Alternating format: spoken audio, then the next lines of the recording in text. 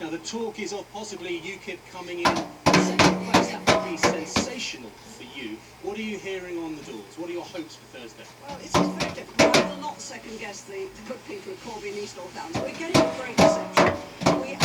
They get what we're standing for. We're standing for what they want. I mean, Which is what? No foreign workers? No, it's not that. It's they want the jobs. They want to have enough housing. Local people want to be able to get social housing. They can't. They don't want to be too far. Actually, frankly, we can't afford it. So maybe, you know, there are cheap jobs for some of the Eastern Europeans, but it's not helpful to the local people that are not able to get jobs. OK, Margot Parker from UKIP, I'm going to stop you there. Thanks very much. Margot Parker, one of 14 candidates down at the ballot on Thursday. We should get the result lunchtime. Robin, thanks very much, Robin Corby. And you can find, of course, the full list of the candidates contesting the by-election by visiting the BBC News website. British spy George Blake has given a rare interview to Russian television to mark his 90th birthday. Blake fled to the USSR in 1966 after escaping from Scrub's prison. Vladimir Putin has congratulated Blake on his staunch work. Steve Rosenberg reports from Moscow. Today he has a Russian name, a Russian wife, even a Russian name, Georgy Ivanovich. But this is George Blake, a former British intelligence officer who for nearly a decade spied on the Soviets. To mark his 90th birthday, Russian TV has been given rare access to one of the most notorious double agents of the Cold War. I don't see myself as a hero, he says, or a traitor. Followed by Mr. George Blake. Blake spent 3 years in captivity in North Korea.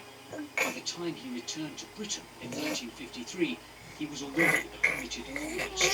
Posted to Berlin by MI6, he became a KGB mole. He would take the train to the Soviet sector, hand over data on Western intelligence operations, and drink champagne with his KGB handler.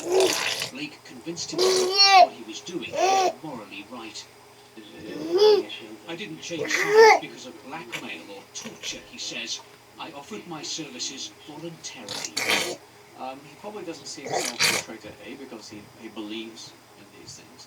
B, he won't be aware of a betrayal because he was brainwashed into believing them. But from the UK point of view, of course, he's very simple. Blake was eventually jailed for 42 years, but in 1966 he escaped from prison and fled to Moscow, where he was hailed as a hero. Blake has claimed that he handed the names of hundreds of Western agents to Moscow. Blake has filed remorse, and Russia continues to show its gratitude. Offering his birthday wishes, President Putin said that George Blake deserves the highest recognition and respect.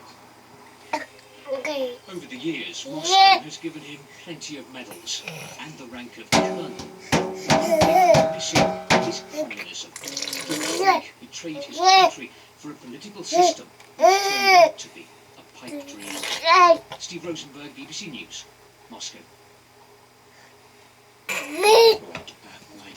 Fiona is here at 6 o'clock with the 6 o'clock news. Press, let's catch up on the weather with Darren Bett. Darren.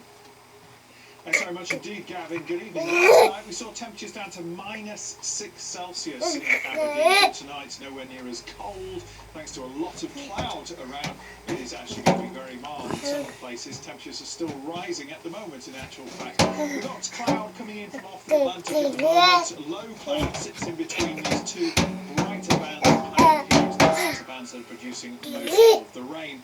First area of rain should be pulling away from East Anglia and the south, leaving a lot of low cloud, misty conditions, hill fog and bits of drizzle. Then as the wind strengthens again across Northern Ireland, we blow in rain here and later into Scotland. Ahead of the rain, the north of Scotland could get rather cold.